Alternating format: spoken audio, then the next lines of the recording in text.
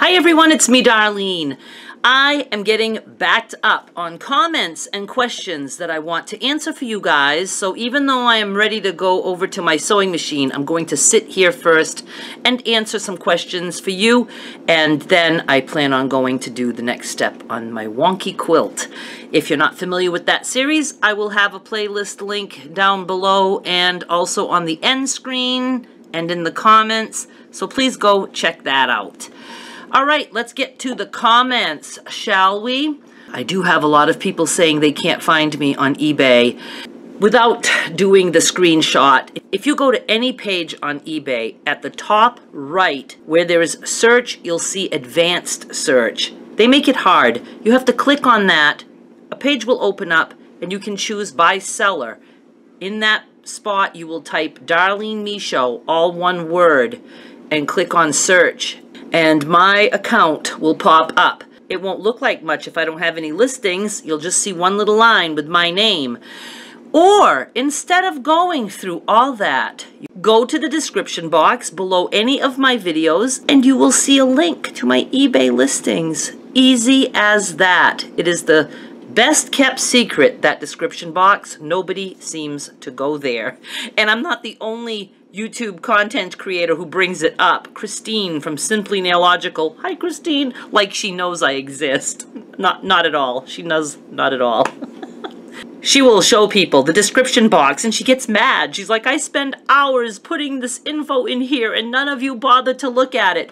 Just in general, if you ever have a question about somebody's video, especially music, I get that a lot. Oh, what's that song that you played in the video? What's the name of it? Who's the artist? I have that all in the description box. I have to put it in the description box because I have to give proper attribution. So go look in the description box for any question you might have. The answer might be right there. My description box is filled with stuff. I have people ask, what is your son's website? It's there. What is Skylar's channel? It's there. So my eBay auctions, the link is there in the description box. If you click it and you see nothing, it's because I don't have any listings at the moment. I don't have stuff on eBay all the time. And you know what? I thought, well, maybe some people are phone stupid like me and they don't know how to find the description box on the phone. I'm gonna show you. For me, all I have to do is, can you see it? Is click that little down arrow right there. So I clicked the little arrow. Now I'm scrolling down a little tiny bit. And there's my description box. I know you can't. I hate phones so much. You touch one wrong thing and, ugh. Okay.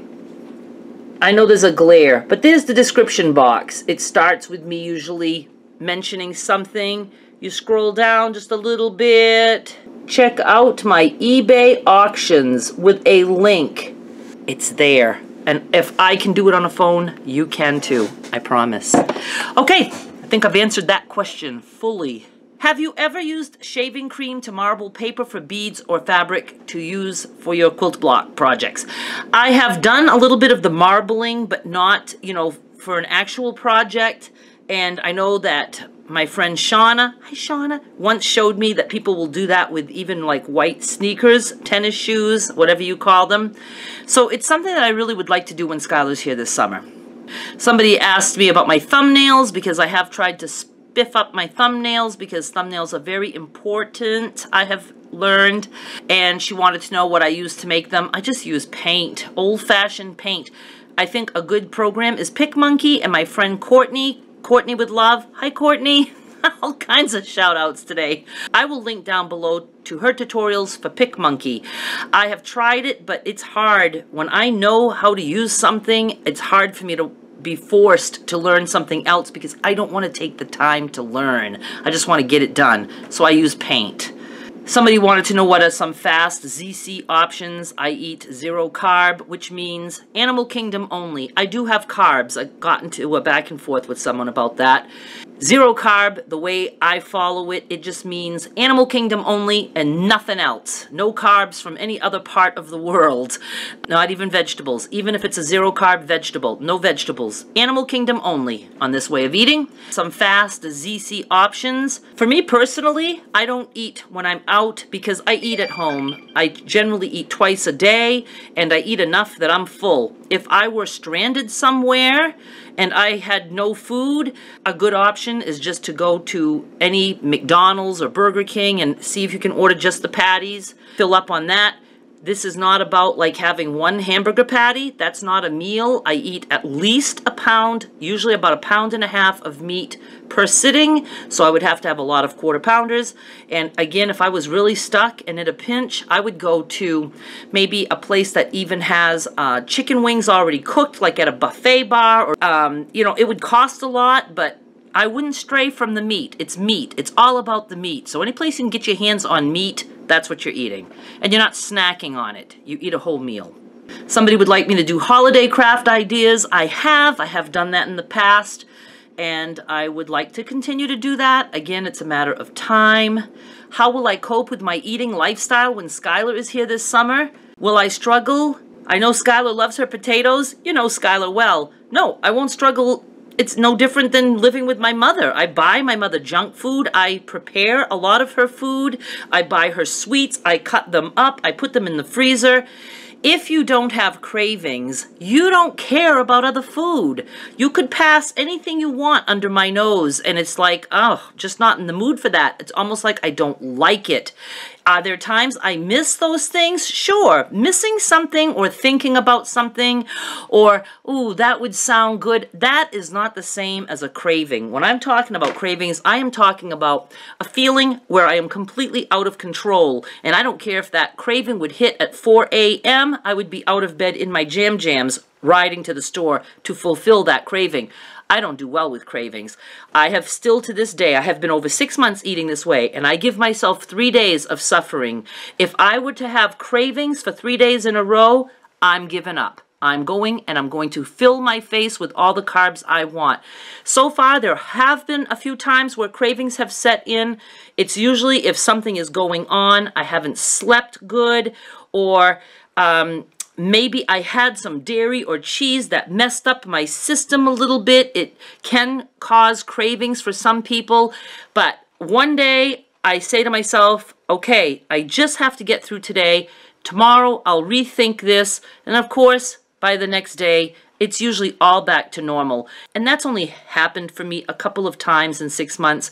No cravings, no care about the other food. It would be like, think of something that you absolutely hate to eat. For some people, hi Sandy, it's liver. No. If somebody passes that in front of your face 20 times, are you suddenly going to want it? No, you have no interest in that food. That's how it is for me. So it's not going to bother me at all while Skylar's here. Thank goodness she is a meat eater because I don't like to have to do extra cooking. So she absolutely loves meat. She loves her potato. That is so easy. I can put a potato in the microwave for her. She loves her vegetables, and I have vegetables because my mother eats vegetables. I have a freezer full of frozen vegetables. It's going to be very easy to cook for her. Will we do some concoctions? We absolutely will, but I'm going to try to do, if it's anything sweet or something like that, I'm going to try to make it be things that we can freeze so I can have it for my mother, or small portions of things so that she can make just, you know, small portions, and then there's not a lot of leftovers. But yeah, we will be doing some sweet stuff too. I'm not the sugar police, you know, I'm not going to make the child not eat anything, but when she is with me, she certainly won't be having a lot of that stuff. No potato chips in the house, nothing like that. And if she were to really want some potato chips, I'll get her a single serving bag. She can have the bag. I just don't want a lot of stuff like that here in the house. If she's hungry at night, she can snack on meat. I always have meat available. Why do I choose to review all comments? Because I just do. It started because I just didn't like crappy comments going out there in the world where somebody like Skylar could see them before I get my hands on them. Now I review them because I am able to look at every single comment. If I did not review my comments, I can promise you I would never look at comments. If they just popped out there live as you publish them, I would never bother to look. So this way I am forced to look at the comments, and it does allow me to answer some questions right there on YouTube and to also answer questions like this. Have I ever considered switching over to Etsy? I get this all the time. I don't know why people want me to try something else when I say repeatedly that I love eBay. I love eBay. I've been doing eBay for 17 years now. I have been part of the eBay community. I like auction format. I don't care to learn anything new. I don't think Etsy could do anything more for me than eBay does for me. I just don't care. Etsy is awesome. For anybody who does Etsy and they love Etsy, let them go continue their job on Etsy. I'm not going to go to an Etsy person and say, have you ever thought about eBay? People like what they like. They do what they want to do. And yes, of course I've thought of these things or heard of these things, and it just never appealed to me at all. Oh, and then she tells me, you know, the transaction fee is 3.5% and then plus 25 cents. The listing fee is 20 cents. You may be able to cut the fees in half. Cut the fees in half means nothing if I can't sell anything for what I get on eBay. Sometimes higher fees is worth it. Do I ever get tired of eating just meat, and what is my blood type? I know the blood type question is because of this chart out there. I'm blood type A, which is supposed to be vegetarian. Even if I wasn't eating the way I'm eating right now, I would never be vegetarian because I've always loved meat. And do I get tired? I get tired of a lot of things, and eating is one of them. I get tired, period, of eating. Like, I get tired of taking a shower every single morning and having to brush my teeth and comb my hair. All these things. I get tired by routine stuff. I'm tired of having to go to sleep every night. Big waste of time. So yes, do I get tired of eating? I sure do. I wish I could eat once a week and that would be it. Never have to look at another piece of food, not have to wash another dish, not have to stand at the stove even for 5 minutes to cook. I get tired of all that. Now I know she's probably asking if I'm getting tired of the food, like do I get bored with just meat? Would you say that if somebody was eating just all carbs, pasta one day, pizza the other day? Nobody ever says to them, do you get tired of all that? People generally eat the same way most of their lives. Very seldom do people really make gigantic changes like I have. And even before this change, I was a meat eater. It was very common for me to just sit down with meat at night in front of the TV, a nice broiled chicken leg or something. I'm a meat eater. I love meat. So do I get tired of the food, the actual food? Not any more than I would get tired of, you know, like if I was on a binge and ate potato chips every day. I don't think I ever got tired of potato chips. For all the years I ate potato chips, I never got tired of potato chips. So I don't get tired of the meat. I get more tired of the fact that I even have to stop for 30 minutes out of my day and prepare food, eat, do dishes. I hate all that stuff. I wish I didn't have to do that. Even if I did get bored with the meat, big fucking deal. I have to eat to survive. I'm going to fuel my body and then go on my merry way. I don't eat because it's a party. You know, it's not a celebration to me. I eat because I am forced to. So I'm going to eat. And I will say that a lot of times it's like, oh my God, ground beef again. And, you know, once it's cooked and on my plate, the first bite, it's like, oh my God, this is so good. You could ask my mother. Even though some of you think I don't really have a mother because you've never seen her. You probably never will. I do have one, believe me, I do. I say to her, because I usually go eat sitting next to her for lunch and usually for dinner too, because we're usually watching TV at night. I usually eat around 8 p.m. And I'll be like, I just can't believe how delicious this is. It just never gets old for me. But it does in my mind at times, but who cares? I'm tired of so many things. Oh, this person about my crazy quilt blocks was trying to tell me that the way I was doing things with curves, I can just use a fusible and do applique. And yeah, I know that. I know there's probably 30 different ways to do one thing, and I chose to do it that way. Doesn't mean that I don't know that other ways exist, and I will absolutely be showing other ways. I could never waste time leaving comments on people's videos. I just couldn't.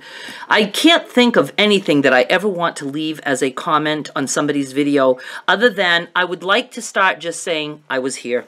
That's about all I care to say, just to let them know I did indeed watch the video. But I can't sit there and think of what to say because I don't know that person. I don't know how they're going to react to a comment. And for people to say, oh, you could do it this way or you could do it that way. Oh, gee, I never thought of that. You know, it's like, I don't know. I just don't know. Will I do a house tour? Probably not. Don't care to. There's just a few rooms. You've pretty much seen all the rooms if you ever look at my videos. They're just messy and dust bunnies everywhere and nothing exciting to look at. This person said, your outer shape is not everything. What's more important is your spirit, your morality, and your pure heart. And I said, are you insinuating there is something wrong with my outer shape? It's like, you know, I've had people say things like that before in my defense. Like a lot of the hair cutting videos or whatever, people will say, she's so ugly. And then somebody will say, you know, trying to be nice, say, it's not how she looks that matters. She's a nice person. And I'm like, you also just said I was ugly. I mean, it's like a roundabout way of saying it. And then I wrote, I've got way more going for me with my outer shape than my spirit and pure heart. As if a total stranger can say I have a pure heart. She has no clue what's in my heart. You did a great job on your tote. You are just too hard on yourself. I get the hard on yourself and the beat yourself up. Hate those signs. Another one asked me if I'm hungry when I'm out, do I just stop at Burger King and get a patty? No, I would come home and cook because I'd have to buy about 1.5 pounds worth of cooked patties, and that's expensive. I'm gonna come home and cook my meat. Oh, somebody asked about how I do the searching for the good keywords. I did a tutorial on that, and I will link down below to that too. Boy, I have a lot of things to link you guys to. This person replied on my tag along with me fabric haul. It must have been to Martin's that day, tag along to Martin's, Shaw's, and Walmart, I believe it was. She said this in words that I would not have ever been able to think of, about people that just put an opinion or advice on someone without being asked for it. You know, people will say things like, you're too hard on yourself, or you should do this instead of that, or why don't you try this? She writes, I totally get what you mean about people telling you how to feel or not feel. I think people are trying to be supportive, but it is insulting for another person to give unsolicited advice regarding your feelings or expression of aggravation, stress, or whatever you may be feeling. It just doesn't require anyone's opinion.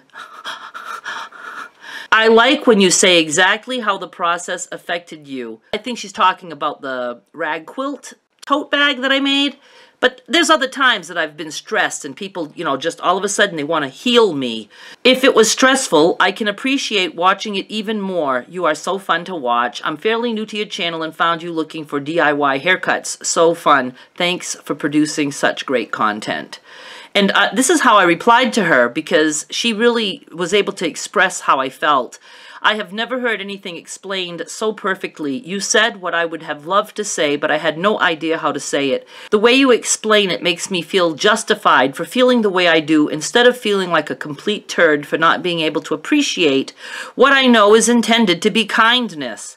But it's like you said, I feel insulted. I didn't ask for anyone's advice, but they pour it on me. Then I feel like I came across as some sort of sorry soul in need of a boost. I'm not needy in that way. I don't need high fives from anyone. I'm actually quite confident with my actions and abilities, and feeling temporarily defeated with a project only gets me excited about the next attempt. But I get comments and emails about how I need to stop beating myself up. And I can't believe I didn't do a screenshot of the rest of that. So I don't know what else I said. I don't want to go look at it. I have screenshots right here. But, you know, that's just how I feel about people just putting a comment on someone. That has nothing to do with free speech or the fact that it's social media. This is social media, my platform. And if I don't ask for somebody's advice or opinion, I don't expect to get it. I mean, I wouldn't give advice to someone unless they asked. I don't even like to give advice when somebody does ask. First of all, people who ask for advice rarely take the advice.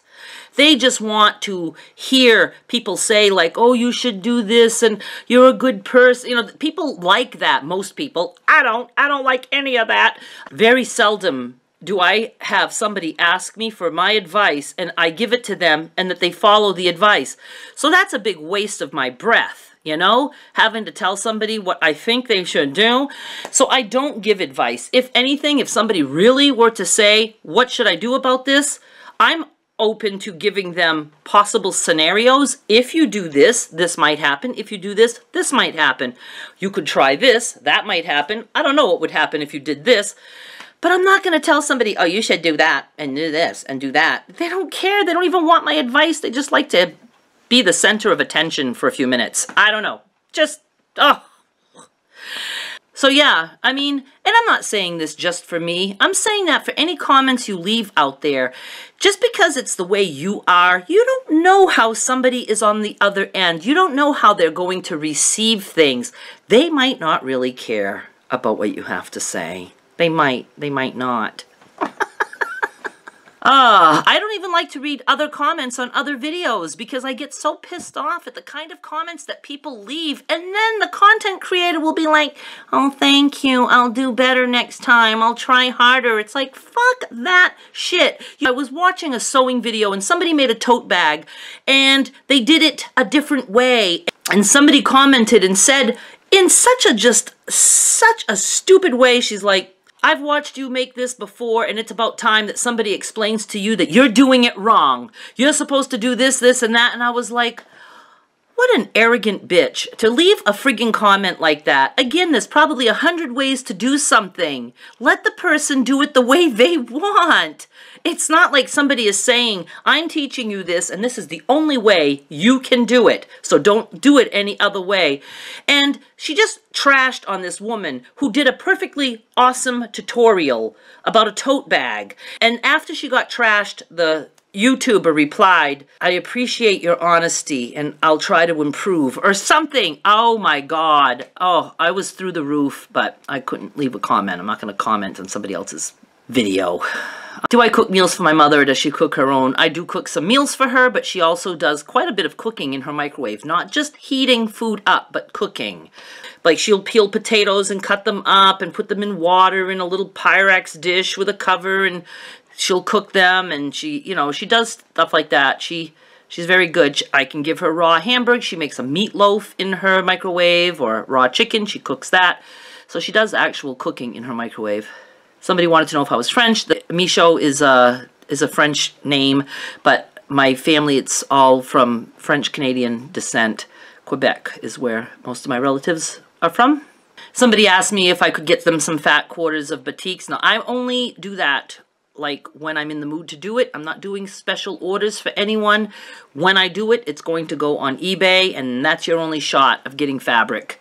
A lot of people have been saying, you know, why don't you sell your fabric that you have? Because I talk about how I have a cellar full of fabric and sell it on eBay. I have even said, oh, I need to start selling that fabric on eBay. Do remember that I have hoarder tendencies, which is one reason I don't like to let other things in the house, because they'll never leave. And fabric that I buy that I know is already sold, I have no problem with that. It's not mine to begin with.